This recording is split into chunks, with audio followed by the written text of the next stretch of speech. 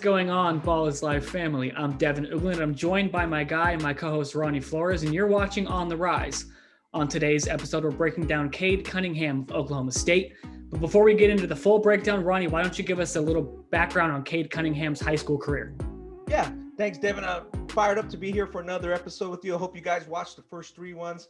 For Cade Cunningham, of the guys we've done so far, he's probably the most accomplished high school player among the guys that, we're evaluating. He led one of the best high school teams of all time last year. This was only last year, Devin, even though it seems like a long time ago. He played on the Montverde Academy team that was undefeated. They were number one in the country.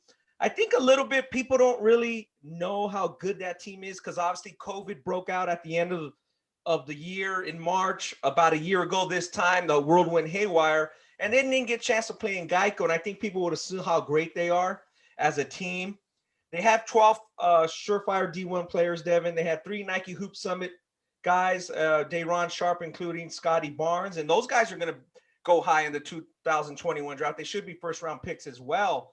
And then they had 3 McDonald's All-Americans. It was the second time ever. And Cade Cunningham and Scotty Barnes were basically first 5 All-Americans. Cunningham scored a team-high 13.9 points per game. And you look at his numbers at Oklahoma State this year, they're a lot higher than that. In essence, they had 7 guys at about 8 points or more on that team, 4.2 rebounds, 6.4 assists. And all those numbers make sense and they sound nice. 6.4 assists is actually a really nice number on that team. But the main number, Devin, that jumps out for everybody should be their 38.9 points per game victory margin they won. They only played one game within 20 points against IMG, which didn't have Jalen Johnson at that time. So, I mean, they're kind of like an historic run they made, and we're really going to see how historic that run is once this draft comes up and people are like, wow, that guy played together just last year on the same high school team, and that guy too, and that guy too.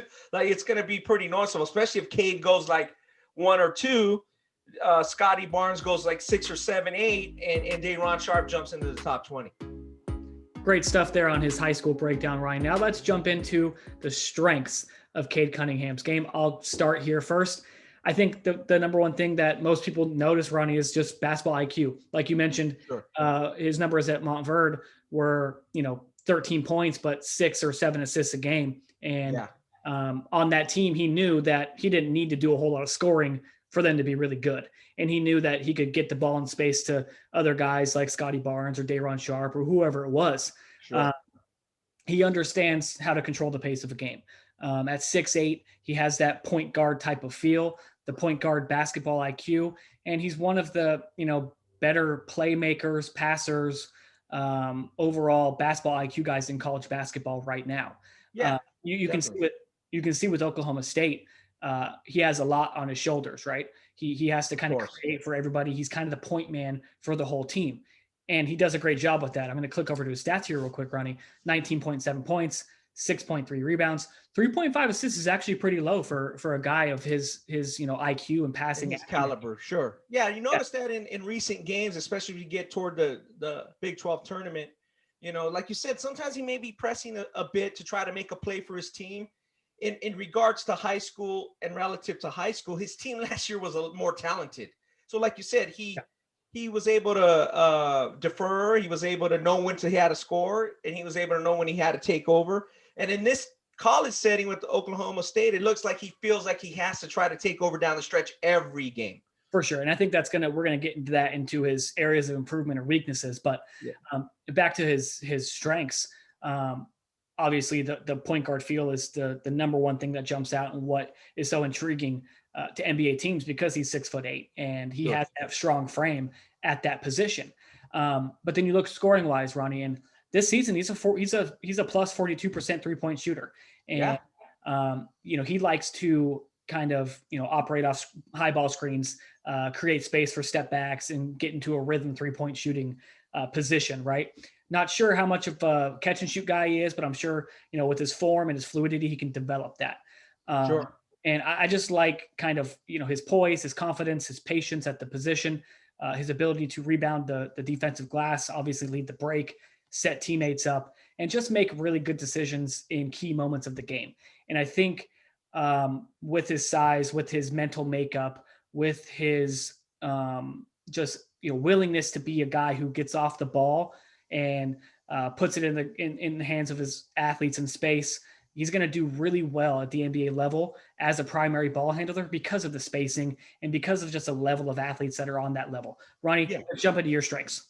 Yeah, you make some great points there. I think it'll open up his game the next level. He's not pressing as much. He's always feels like he has to make a play on this Oklahoma State team, and that's for great reasons. I mean, he's one of the more well-known players in college basketball. He's up for Naismith's National Player of the Year and other honors. It's not like he hasn't had a great season, as you mentioned. The thing I like about him is that shooting percentage, because he's taking contested in big shots. I noticed in recent games, I mean, he has to really knock down some big shots. Win or lose, he's taking some contested shots and some contested jumpers, and he's knocking them down. Like you mentioned, over 43% are in that range.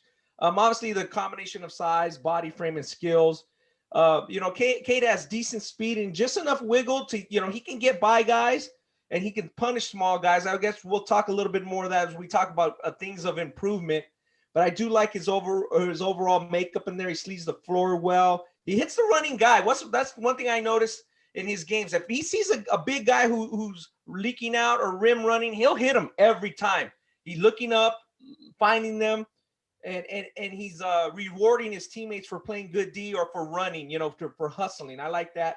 And one thing I like about him, and I think he's learned that because he was in a good setting in high school. He got a lot of experience playing in big games and with good players, is that I like the fact that if he has a bad half, because he's had some games this year, Devin, where he's had a bad first half and then he just really turns it on and either leads his team to victory or leads his team back. Yeah. Like we said, they're 13-8, 13-7. The good team.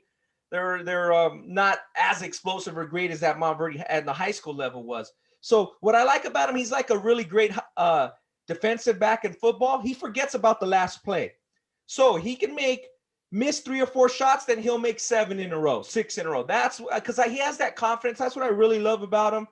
On the offensive end, he just has a confidence and ability to take over the game. I think that's going to bode well for him at the next level.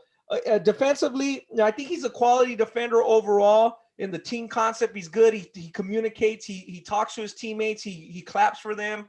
If they make a mistake, he doesn't get too down.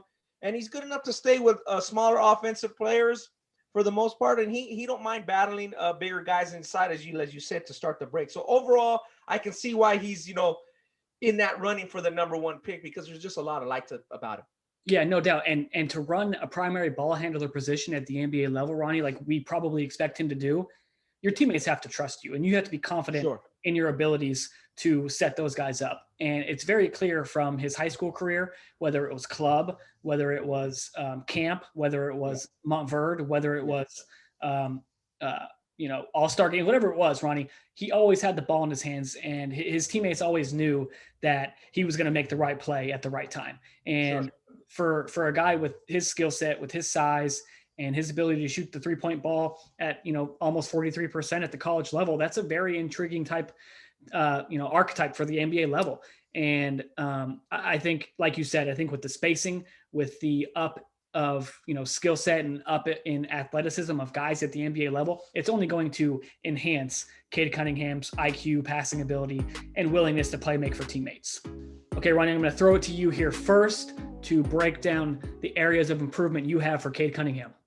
Yeah, I think when you look at his areas of improvement, again, we're talking about a player who might be the number 1 or number 2 pick of this 221 draft. So, take it with a grain of salt. I think sometimes he's pressing. We made that point. He's trying to take over the game too much and maybe taking a few too many forced shots. And I think that's because he struggles at times to get by guys in the half court. So he's going to have to keep working on that, continue to be patient, maybe pass it up to get it back, maybe cut off the ball hard. Maybe you come around a couple screens and, like you said, let's see what you can do in a catch and shoot situation. That's just small improvements. I think it would be advantageous for him to work in the mid post a bit more, develop a little bit more back to the basket moves. Kind of, like you see a great player as they get older in the NBA, they start developing them back to the basket moves of perimeter player. I think Cade can start working on that now because he has the body and the frame. As you mentioned, he's 6'7", 6'8", probably 215 pounds. He might as well be punishing guys in the mid post now. So develop that mid post game and back to the basket moves. And I just think he needs to work a little bit more without the ball. Maybe that's not going to work in this Oklahoma State situation because they're going to ride or die with him to try to get in that tournament and make a run. So I understand that completely. But I think those are just small little things. And I love the fact that, he can turn it on when he, feels like the pressure's on. So I think that's a positive. But I think some of those little things that I just talked about that he can work on, it would be a reason why he doesn't have to turn it on and off. So he doesn't have to start 2 for 8 from the field and then try to pick it up in the second half. If he worked a little off the ball, maybe like you said, work the mid range a little more, keep working on getting by defenders in the half court. I don't think he'd have those lulls where you might see sometimes where he has a bad 10 minutes or a bad half. Yeah. Like you mentioned, he, usually starts out pretty slowly just because of, I guess maybe the pressing for, to get his team off to a good start. Sure. And this season he's been averaging single digits in the first half, but then double digit scoring in the second half and, bringing his team back or leading to a blowout in some cases. I think the biggest areas of improvement, Ronnie, for Cade Cunningham are just from an athletic standpoint. Like you said, explosiveness out of a triple threat, first step, second level speed, getting by guys in the half court setting to get into the paint and be able to create those opportunities for teammates. I think another thing that Cade needs to work on and something he can take from a guy like Luka Doncic is deceleration in the paint, getting that, start and stop, but stopping to the point where you're literally on 1 foot like Luka and your defender is continuing to move away from you and then creating that space, keeping that balance and hitting that mid-range jumper. Like you mentioned, the mid-range and Luka Doncic is so good at that. He's like, when Luka was coming into the NBA, everyone's like, he's too slow. He's unathletic. He's not going to be able to finish around the basket over NBA rim protectors. And you look at Luka Doncic now, he's one of the, 5, 6, 7, 8 best players in the NBA. Easily. And it's because he's so crafty and he's so good at decelerating and creating that space, even though he's slow and not super athletic vertically. Yeah. I mean, he's great in terms of, like you said, stop and starts are a big part of the game for young players, all players, not just Cade Cunningham, young players we see at grassroots and high school events. Stop and start, first step explosiveness, knowing when to stop. And like you said, getting your body from going forward to going up. It's not as easy as it sounds. Like you said, you got to be able to stop on a dime. And, in a recent game, I think the game was, they were going up against a Baylor team who was, one of the best 2 or 3 teams in the country. And he struggled in that on a few possessions. Yeah. He didn't get by a couple guys. He lost the ball on a couple handles and he missed a couple early shots because of that. Yeah. And I think, along with the balance and the stop and start and, being able to create that space against guys and protect the basketball, not get ripped like he did a few times in that Baylor game. Using the glass, Ronnie, just, using angles, using the glass, being able to have touch off the window, having that in your arsenal at the mid-post level is going to be, really, really important for him. And I think a guy you mentioned earlier, as guys get older and they start, developing different parts of their game to be able to stay effective in the NBA. Yeah. Sean Livingston is an example of that. I'm not, you can kind of draw parallels between Cade and Sean Livingston, not so much, but size and kind of, IQ, they have similar abilities. But Sean Livingston made, with the Warriors, he made himself a longer career by being able to operate out of the mid post, whether it was hitting a fadeaway jumper or drawing doubles and kicking to shooters. And I think Cade Cunningham can, raise his level of impact at the NBA level immediately if he starts operating better in that mid post range. Yeah. Those are the improvements the ones we mentioned are the improvements I like to see. And that Sean Livingston makes sense because he adapted his game after he had that gruesome injury. Yeah. He adapted his game and stuck around. Well, Cade has that luxury. He's ready to go right now. He's healthy. So if he could add that to his game now without having to wait, well, hey, I'm getting older, I'm losing a little bit of speed, let me operate now. Let jump on it now. You know what I mean? So it's just very minor. I think overall people are going to like his size, his vision, what he can do. And it's just a matter of being able to consistently beat defenders, Devin. All right, Ronnie, we're going to jump into everyone's favorite segment, including mine, the comparables for Cade Cunningham. I will start first. Like I said earlier in the areas of improvement segment, weaknesses segment, Ronnie, I think he needs to model his game after Luka Doncic. And I think he has a similar, workload as Luka has with the Mavs at Oklahoma State. They have a very similar, skill set in the fact that they have the ball in their hands 98% of the time, and they're creating for teammates 98% of the time. So Cade, at the NBA level, it depends on what franchise he goes to, but he may have that duty as well at the NBA level. Sure. So kind of learning the stop and start, learning all of that, those things that Luka does so well will, enhance his game. Another guy I like, and this is kind of out in left field, Ronnie. I ran this by a few people before we jumped on today, and they're like, "You're an idiot." Shout out to my guys, Perry Webster and Clint Parks. Hedo Turkoglu.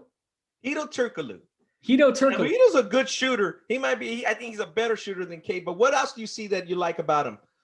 I think the way that they kind of just their flow. Hedo was able to, even though he was slow and sluggish and not a crazy vertical athlete. Sounds like you're a Lakers fan. Yeah. Hedo was able to get to his spots and rise up and shoot over people.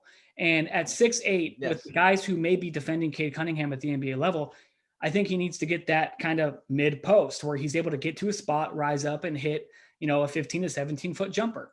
And Hedo Turkoglu, like you said, Ronnie, I'm a Laker guy. I remember him with the Kings. He did those things. And Hedo was a good passer, not necessarily the ball handler or the ball dominant type of guy. That Cade or Luka is with the high level of usage rate. But again, Hedo was a good passer. It was contagious passing. I think with Jason Williams and with C. Webb passing, all of them became good passers. For sure. Another guy I like, and who unfortunately had his career cut short due to injury, is Brandon Roy. I think Brandon Roy probably a little bit more off the ball than Cade Cunningham will be. Roy was more of a 2, while I think Cade is going to be a guy who handles the ball, the majority of the time. But Cade Cunningham can learn a few things from Brandon Roy's mid-range game. Stop and pop, change of speed and directions, back to the basket fadeaways. I think, if Cade can develop that sort of offensive package that Brandon Roy had, you have a really, really nice long-term NBA player. Drawing a more timely comparison, Ronnie, is going to be Ben Simmons with the Philadelphia 76ers. Cade, obviously not as explosive as Ben. Yeah, not as fast. Not as explosive, not as athletic, but a few inches shorter, but similar approaches to the game, Ronnie. And I think Ben Simmons isn't as good of a shooter as Cade Cunningham is. Cade Cunningham is a much smoother shooter than Ben Simmons, and you can say that for a lot of people. Comparing Ben Simmons is a great player. Yeah, not a knock on him. Yeah, but not a knockdown shooter. And I think Cade, with his ability to create space and his confidence in his shot, is going to be a much better shooter than Ben Simmons. But position wise, impact wise, the amount of time they have the ball in their hands, I think comparable, especially at LSU when Ben Simmons was there. I think their college careers definitely compare a lot. And their NBA careers could be fairly similar, with Cade being a better shooter. Okay, Ronnie, who are your comparisons for Cade? Yeah, I wanted to touch up on yours, a bit. I really like the Brandon Roy one. Brandon was more of a guy who was coming up and became even a greater player than I think most scouts projected him at the time. Like you said, before his injuries, he was really becoming one of the better guards in the NBA. Gibbons had him ranked 55. Hoop Scoop had him 44. So you can see where as Cade was projected, as a great player, even for when he came over from Texas to Mount Verde, he was already in that running for the number 1 spot in his class. And he stayed there and even got better his second year at Mount Verde. So very interesting, those things that we say that, Cade can work on. And Brandon Roy is a good model of that. Cade's high school coach, Kevin Boyle, compares him a little bit to Jason Kidd and Oscar Robinson. And he's just kind of throwing out, variables and adulation for his player, because obviously that's his guy. I see more guys along the lines of winning, I like from the winning standpoint, I like Kyle Anderson, Slow-Mo, and Chauncey Billups. Okay. You know, the great player for the Pistons who helped lead them to a title. You know, Kyle Anderson, and I just like the feel, the size, the winning plays. And, you know, Kyle was a top 3 or 4 player in his class. Obviously, he led a great high school team to a national championship as Cade has. But it took him a while to find his groove. But it sounds like he's finding his groove now in Memphis. Devin, after, 4, 5, 6 years in the NBA, he's 27 years old now. So I think they have some of that similar game.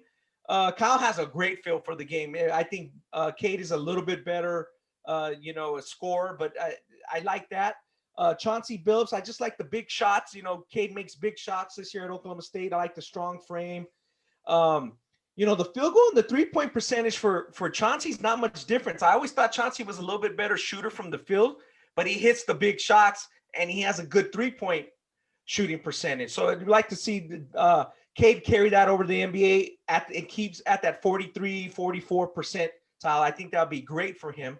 The one thing about Chauncey is he hit 90% from the free throw line. So he was a great clutch player. Obviously, Cade is bigger, but I just like their frames. You know, I think they're both winners as well.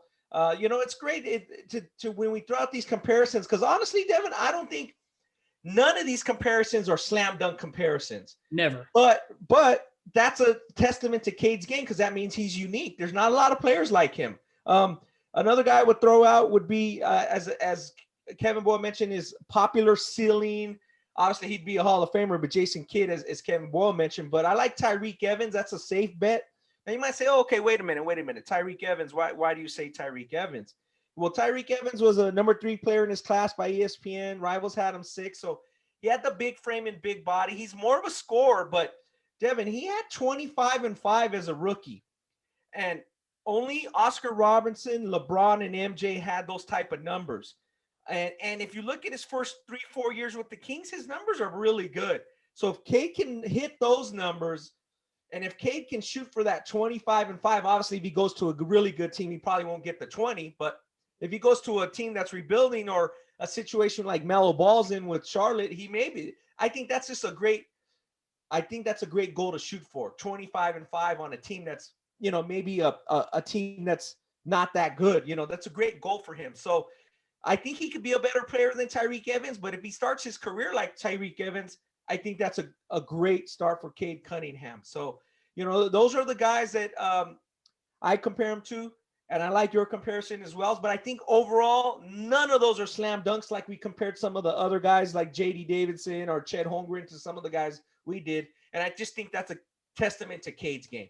Yeah, you mentioned that, Cade is kind of, when I was going through my comparisons, Cade's one of the most difficult guys to draw comparisons to, because he's got a different type of game. He's got, the guy who comes to mind is Luka Doncic, and it's tough to make that level of comparison. Sure. But if you look at usage rate, you look at, impact, you look at, size and physicality and athleticism and speed, they're very similar. Okay. A lot of people, on ESPN broadcasts or whatever it may be, are Grant Hill. But I'm not on the Grant Hill train, Ronnie. Grant Hill was explosive, man. He was explosive. First step, getting by guys in half court. In the half court, he would just dunk on guys in set plays. Unbelievable. I mean, I've seen some of those comparisons, and I thought about Grant Hill a little bit. I mean, it ran through my mind. Obviously, Grant is a great player. Very similar to Tyrek Evans in his ranking, Devin. Ironic, 3 and 6. A little too low. Bob Gibbons had him a little too low, and Clark Francis, the Hoop Scoop, had him 3. Which, I understand Ed O'Bannon was in that class, and Sean Bradley. Everybody was enamored with Sean Bradley, but Grant turned out to be the best player in that group. Unfortunately, he had those injuries, but he's still a Hall of Fame talent. So, yeah, I see what they're trying to say there, because the 6'7", 6'8". Sure. Good skill, but I mean, Cade is going to have to work on that half-court explosiveness. He's going to be anything like Grant Hill. Yeah, I think one of the biggest parallels you can draw between Cade Cunningham and Grant Hill is just the leadership ability and the way that they approach the game, and the way that their teammates believe in them and trust them to make the right play. Okay, now we're going to jump into our future forecast for Cade Cunningham. Ronnie, he is predicted to be the number 1 or number 2 pick. I don't think he's fallen to 3 in that 221 NBA draft. Other names you're going to hear there are Evan Mobley, Jalen Green, Jalen Suggs, Jonathan Kuminga. Ronnie, let's start with you. Where do you think he's going to get picked number-wise? Because we don't know who's picking in those spots. And why do you think he's going at that range? Got it. Let's jump back for a second, Devin. We talked about his high school accolades. Okay. He was a Mr. Basketball USA. Ironically, the guys in the running were Evan Mobley and Jalen Green. So Cade got 7 first-place votes out of 10. Evan Mobley got 2, and Jalen Green got 1. His teammate Scotty Barnes was 5th, and Jalen Suggs, ironically, was 6th with the Imani Bates, who we've had in the OTR, and we're going to break them down soon, as number 4. Very interesting how that plays out, because Imani's already with those guys. That group of guys is looking at as one of the best players in high school basketball in 220. And Cade was obviously the guy who got chosen for National Player of the Year. So very interesting that those guys carried right over. So you look at Evan, you look at Cade, and now I'm thinking, if I'm a team, again, unless I have one of the 2 or 3 best post players in the country, I'm probably going to take Evan Mobley. And then I'm looking hard at Jalen Green or Cade. Who do I like? You know, I've seen a lot of things I like in Jalen Green in the G League. He's a more explosive player than Cade. But, you know, if I want a lead guard, I'm obviously going to lean toward Cade. But right now, as I look at it, and again, we still have the NCAA tournament coming up, and you know, Oklahoma State has their situation where if they get they're appealing their penalties that they have with the NCAA, and if the penalties don't come down, if there's not an announcement, then they're eligible for the tournament. So that's coming up any moment here as the season goes on. So, you know, it's very interesting that Cade was the winner in 2020 for National Player of the Year with those 2 guys, and now those guys are right at the top of the NBA draft. Right now, just looking at what I'm seeing Evan Mobley do, unless I have a really dominant inside player, unless I'm the 76ers, maybe Golden State, a team like that, I'm really looking hard at Evan Mobley just because of what he can do, what nothing is going to change in his game. It's going to translate right over. With Cade, I have a few little bit more questions. Not too many, but just a few little more. Yeah, both of those guys mentioned here, Evan Mobley, Cade Cunningham are both knockdown, you know, home run picks at 1 or 2, right? Both of them, I think, in my opinion, both of them are going to be very good long-term NBA professional basketball players. But I think I'm with you on this, Ronnie. You know, we agree a lot, and we agree too much. I think we need to have more, like, you know, fighting on this show. Maybe we can get, you know, we will double the views. Eventually we will. But if, you know, Evan Mobley, just what he does defensively as a rim protector, and we're going to get into Evan Mobley's, you know, OTR as well here soon. So stay tuned for that. But what he does defensively and kind of how he just projects as a, you know, screen roll finisher, a transition finisher, at his size with his fluidity, his fit in the NBA is just seamless. It's perfect, I think.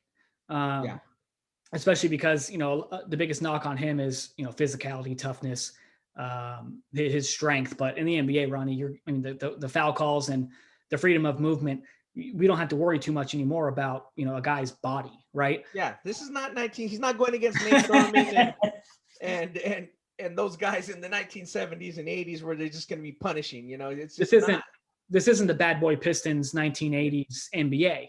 Yeah. This is an NBA where they allow you to, you know, get where you need to be, and if you get touched, you're going to the free throw line.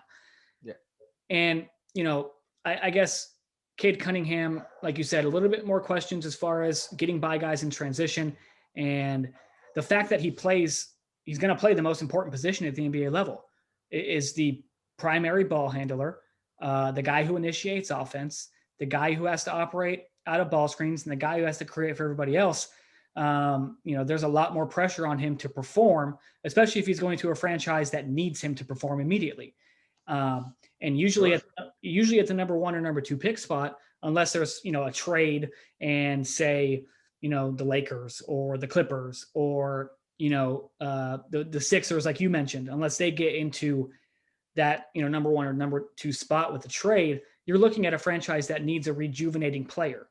Yeah. So, with Cade at the number 1 or number 2 spot, depending on who picks, he's going to have to come in and immediately, like at Oklahoma State, Ronnie, immediately take over the reins of a franchise. Yeah. Can't he do that? I think from a leadership standpoint, from a mentality standpoint, he's built for that. Yeah, he is. I think that's where he has an advantage, because I'll jump into it and throw you a monkey wrench and disagree with a little bit. Because if I'm not taking Evan Mobley, then I'm looking hard at Jalen Green, because he beats guys, and he's already beating guys, professional guys, a lot easier than Cade Cunningham's beating college players. So I'm just going to take a look at him. I think he shoots well enough. Cade does have some advantages. He's a little bit better in terms of maybe playmaking for others, but I'm taking a look at him. So again, very interesting how they were those top 3 high school guys, and they're just the top 3 guys, looks like, in this draft, with Jonathan Kuminga kind of being like the outlier, the guy that can throw this off for a monkey wrench a little bit. Sure. So, again, he's kind of coming from the rear and be like, hey, am I going to look hard at this guy? So I still think it's a draft of need.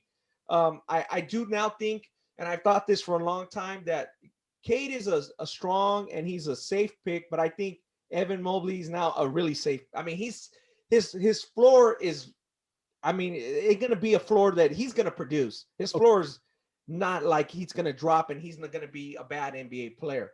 And his ceiling is very high. And I thought that for a long time, even though he's had his moments where he doesn't dominate in high school or even at SC. I just think the low end you're going to get is very safe. He's going to be a good NBA player. Yeah, I think, like you said, Evan and Cade are both safe picks. I think they're both safe. I think your point to Jalen Green and I agree that teams should look at him at that number 2 spot, or even number 1 spot, depending on what you need, I guess. What you need, sure. Because Jalen is dynamic. He has always been dynamic. And, we saw him, Ronnie, as a, freshman, sophomore at Dinos' Pangos camps. And he's always been a guy who he's always been a guy stands out. Yeah. Draws you in. He draws you in with his smoothness, his ability to get off the floor and just get up, and a freak athlete. And he has that it factor. He's going to put in the seat. Yeah. But for me, Ronnie, if I'm an NBA franchise picking 1 or 2, I'm going safe. Going safe. And I think with Evan and Cade, they're guys you can rely on to be franchise, either a franchise cornerstone or a franchise piece, right? Yeah. A number 2 or 3 guy, a number 1, 2 or 3 guy, depending on who you have, on your roster and free agents you can draw. But I think Jalen is like one of those guys who's going to be like, is he a number 1 guy or is he a role player? Right. I think Cade and Evan can kind of mold into that team aspect, where Jalen Green, the expectations are he's going to be that guy. He's going to be a franchise cornerstone. And if you believe in him and you're willing to take a risk on that as an NBA GM, more power to you. For me, I'm going Cade, Evan, Jalen. Yeah. Okay. And that's fair. And I like that, because like you said, you're taking a slightly little more conservative approach, and it doesn't matter, because those 2 guys at the top are really good players, and they're projected to be really good, safe picks. I also like the fact I got to know them a little bit. Cade is really down to earth, low key. He seems to really like ball. And Evan Mobley is like, almost, that's one of his, we'll get into it in his OTR, almost like people think he's too nice. So it's almost like we want a 7-footer to be a bad dude and don't talk to me and leave me alone and come in and just be like, whoa, look at that guy. He's a dominant. And that's just not Evan's personality. He's just a great guy. I mean, he's a great young man. He'd be great whatever he was getting into.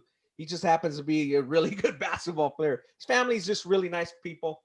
Again, we just happen to have the luxury of knowing that. I don't think even a lot of, they're going to hear about it, but I don't even think a lot of NBA brass know what we know about him. You know what I mean? Just as far as like what he brings and just how coachable he is and how low maintenance he'll be for your franchise. Sure. You know what I mean? So those are all little things they're going to look at. I think those are all things that people are going to get into here in the next 2 or 3 months as this 221 draft gets closer. It's going to be very intriguing. It's going to be like this draft with Anthony Edwards, Melo, and Wiseman.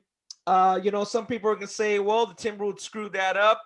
Melo's a once in a, once in a decade type playmaker. James Wiseman, how come he's not playing more? He has flashes of brilliance. Then other times he's just going through the motions. So it's going to be very interesting to see which team does this right. Because Devin, if I'm not mistaken, you were pushing Melo a lot. Like, teams, don't pass up Melo. Don't pass up Melo. So now that you look at this draft, who is the guy that you can't pass up? At number one, just who's the guy that you can't pass up? I mean, if it drops to you, you got to take him. Whether it's the top 3 guys, maybe it's Kuminga, maybe it's somebody else. Who's the guy you can't pass up? That's a great question, Ronnie. It's Evan Mobley.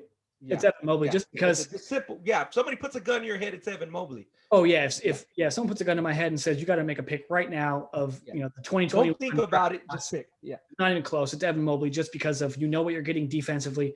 Yeah, know what you're getting at 7 feet tall. He can shoot it a little bit to the 3-point line at the college level. I'm sure work ethic wise, he can extend that range as well and become more consistent out of the pick and pop, especially in NBA spacing. And Ronnie, just because what we know about Evan off the court, he's not going to screw up off the court. He's like, everyone knocks him for being too nice and not being mean. Like, this isn't Rick Mahorn. This isn't Bill Laimbeer. This is not what. Yeah, we don't have to worry about that so much. Right. Nobody fights in the NBA. Come on, let's be honest. Nobody's going to mentally, get Evan out of his game that much. He's too talented. Yeah, and I think Evan's a guy who's not only safe on the court, he's very safe off the court just because of his demeanor and things that we've learned about him from getting to know him and his family. And they're great people. And I think Cade Cunningham's in that same mold as far as down to earth, grounded, and really knows what it takes to be a pro. All right, everybody, that's going to do it for our Cade Cunningham episode of On the Rise. And if you want more On the Rise content, make sure you head to our Ballislife Podcast Network YouTube page and check out our breakdowns of Sharif Cooper, Chet Holmgren, JD Davison, and the rest of the guys we're going to be breaking down here on this show. Give us a like, a subscribe, leave a comment, tell us what you like and disagree with. We want to hear what you guys have to say. But until the next episode of On the Rise, Ronnie and Devin are signing off. What's up, Ballislife fam? Thanks for watching this video. If you want to support the movement, make sure you check out the product listing below this video and cop some of this merch.